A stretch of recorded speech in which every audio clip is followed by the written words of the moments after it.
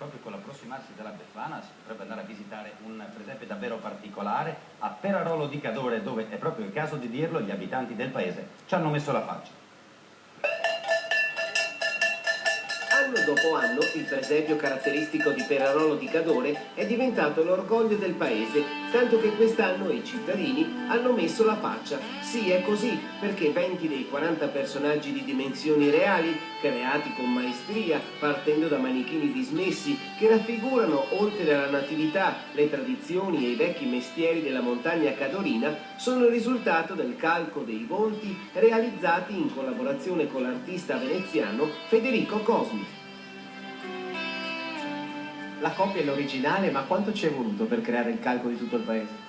Ci abbiamo messo un mese abbondante perché è stata un'esperienza nuova, un lavoro nuovo, quindi abbiamo dovuto prima imparare la tecnica e poi abbiamo cercato di applicarli a queste statue.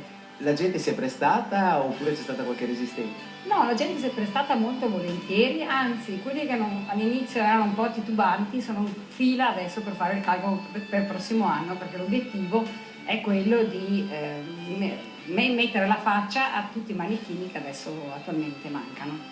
Consigliata è la visita nelle ore serali, in quanto gli effetti delle luci rendono magico lo scenario che diventa incantevole e suggestivo con la neve. Il piccolo gregge di pecore rende ancora più realistica l'ambientazione e con il primo dell'anno è arrivato anche un agnellino. A vegliare su tutti la regina Margherita, che a Palazzo Lazzaris trascorse un lungo soggiorno.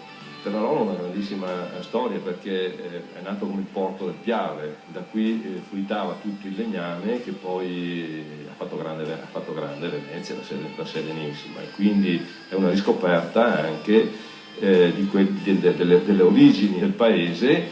Nella serra del parco è ospitata anche l'Officina delle Erbe, frutto di un progetto italo-austriaco.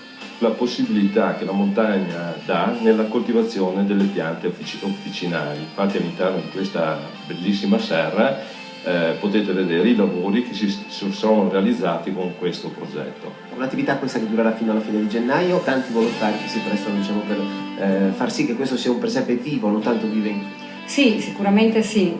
Illuminato resterà fino alla fine della prossima settimana, fino al 13 di gennaio, però sarà visitabile fino alla fine di gennaio.